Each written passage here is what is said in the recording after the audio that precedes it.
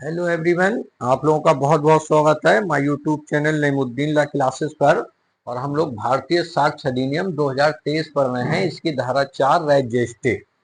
धारा 4 का क्या हेडिंग है उसको देखते हैं कि एक ही समव्यवहार के भाग होने वाले तथ्यों की सुसंगति, यानी इसमें कहा गया relevancy of fact forming part of same transaction. कहा गया वह तथ्य जो विवादक तथ्य न होते हुए भी किसी विवादक तथ्य या सुसंगत तथ्य से इस प्रकार सशक्त हैं कि वे एक ही समव्यवहार के भाग हैं, वे तथ्य सुसंगत हैं, चाहे वे उसी समय और स्थान पर या विभिन्न समयों और स्थानों पर घटित हुए हो। तो पहले ये समझ लीजिए राज्यष्टि क्या होता है। तो राज्यष्टि जो पुराना एविडेंस था उसकी धारा 6 में था और इसमें है धारा 4 में। तो धारा 4 में जो बताया गया है राज्यष्टि के बारे में, तो उसमें कहा गया है कभी कभी ऐसा होता है कि कुछ तथ्य ऐसे होते हैं जो कि सीधे ना जुड़े हों लेकिन वह एक ही समव्यवहार का भाग होते हैं, तो उनको फिर ये सुसंगत माना जाता है। तो इसमें धारा 4 में कहा भी गया है राज्यष्टि का सिद्धांत या एक ही समव्यवहार का भाग होने वाले तथ्य के अंतर्गत निम्नलिखित तथ्य साक्ष्य के रूप में गिराहा होते हैं। इलिस्ट्रेशन भी दिए गए हैं। तो पहले ये जान लेते हैं कि राज्यष्टि यानी धारा 4 में 4 इसके आवश्यक तथ्य हैं, वो क्या होते हैं। तो पहला है तथ्य या कार्य विवादक तथ्य से सशक्त होना चाहिए। दूसरा है तथ्य की सशक्तता इस प्रकार होनी चाहिए कि वे एक ही समव्यवहार के भाग हों। तीसरा है संबंधित तथ्य या कार्य भिन्न समयों और स्थानों पर घटित हो सकते हैं। चौथा है विवादक तथ्य और राज्यष्टि के अंतर्गत आने वाले तथ्य एवं कार्य ऐसे हों कि वे दोनों मिलकर एक कड़ी बनाते हों। तो इसमें ये माना गया है। इसमें अब इसका इलिस्ट्रेशन देख लेते हैं। जो इलिस्ट्रेशन है वो इलिस्ट्रेशन आप लोग भी जब डायरेक्ट पढ़ें तो इलिस्ट्रेशन जरूर पढ़ें। तो देखिए इसमें बताया गया है, पहला इलिस्ट्रेशन है, इसके बाद आपको मैं केस लॉज बताऊंगा। पहला है खा को पीटकर उसकी हत्या करने का अभियुक्त है, यानी बी को पीटकर उसकी हत्या करने का ये अभियुक्त है। ए या बी या पास खड़े लोगों द्वारा जो कुछ भी पिटाई के समय या इससे इतने अल्पकाल पूर्व या पश्चात कहा या किया गया था कि वह उसी समव्यवहार का भाग बन गया, सुसंगत है। जैसे ये मान लीजिए बी को मार रहा है, कह रहा है आज मैं तुझे जान से मार दूंगा, तो लोगों द्वारा सुना गया ना, तो वो कहेंगे हाँ हमने सुना था कि ये कह रहा था मैं बी को जान से मार दूंगा, ये तथ्य सुसंगत है। भले चाहे वो मारपीट रही थी, उनने मारते हुए ना भी देखा हो, वो भागता आ रहा हो, कहता आ रहा है मैं मार दूंगा।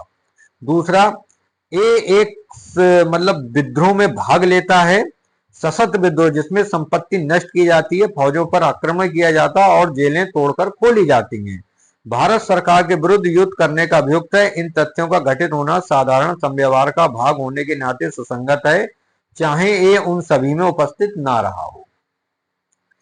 इलिस्ट्रेशन सी है, ए एक पत्र में जो एक पत्र व्यवहार का भाग है अंतर्विष्ट अपमान लेख के लिए बी पर वाद लाता है। जिस विषय में अपमान लेख उद्भूत हुआ है उससे संबंध रखने वाले पक्षकारों के बीच जितनी चिट्ठियां उस पत्र व्यवहार का भाग हैं जिसमें वह अंतर्विष्ट है वे सुसंगत हैं, तथ्य हैं, चाहे उनमें वह अपमान लेख स्वयं अंतर्विष्ट ना हो।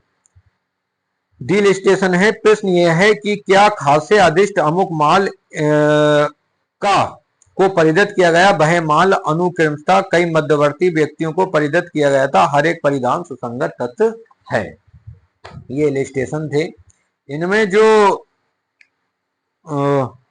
केस हैं, तो पहला है आर बनाम बेडिंग फील्ड। यहां आर वर्सेस बेडिंग फील्ड। इस केस में क्या था कि एक महिला जिसका गला घाव से कटा हुआ था अचानक उस कमरे से निकली, चीखी, जिसमें उसे जख्मी किया था और मृत्यु कुछ देर बाद।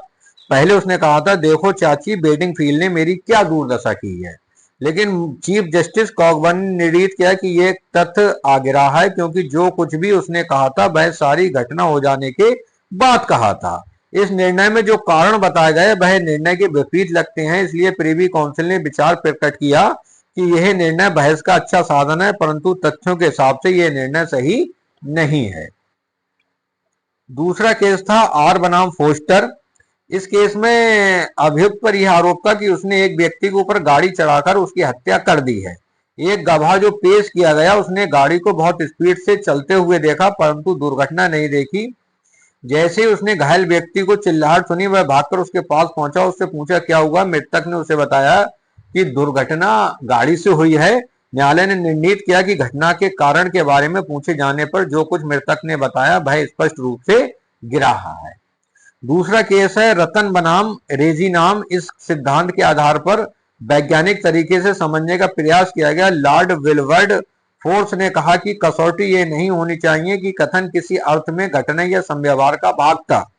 यह जानना प्रायः कठिन हो जाता है। ऐसे बाहरी तथ्य जैसे कि घटना और कथन के बीच या का समय या दूरी चाहे सुसंगत हो परंतु निर्णायक नहीं हो सकते। जहां तक ऐसे कथनों का संबंध है प्रत्येक मामले में न्यायाधीश को स्वयं संतुष्ट हो जाना चाहिए कि कथन घटना के साथ इतना स्पष्ट या स्वतः सहजता या परिस्थितियों में मतलब एक ही संव्यवहार का भाग है तभी सजा देनी चाहिए। लास्ट केस है RM मलकानी बनाम स्टेट ऑफ महाराष्ट्र में निर्णित किया गया जब कोई ऐसी बात चल रही हो जो किसी संव्यवहार का भाग होने के नाते सुसंगत है तो यदि उसे तत्क्षण या उसी समय टेप कर लिया गया हो तो ऐसी टेप सुसंगत होगी और रजिस्ट्रे का भाग होगी।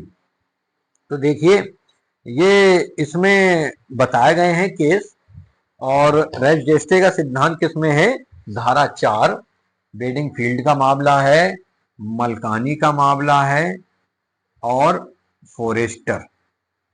तो ये आपसे केस भी पूछे जा सकते हैं, ठीक है।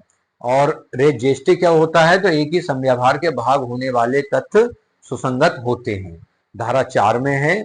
पूरी वीडियो आप देख लीजिए, डायरेक्ट में धारा पढ़ लीजिए। फिर भी कोई चीज समझ में नहीं आई हो तो कमेंट बॉक्स में जरूर पूछिए।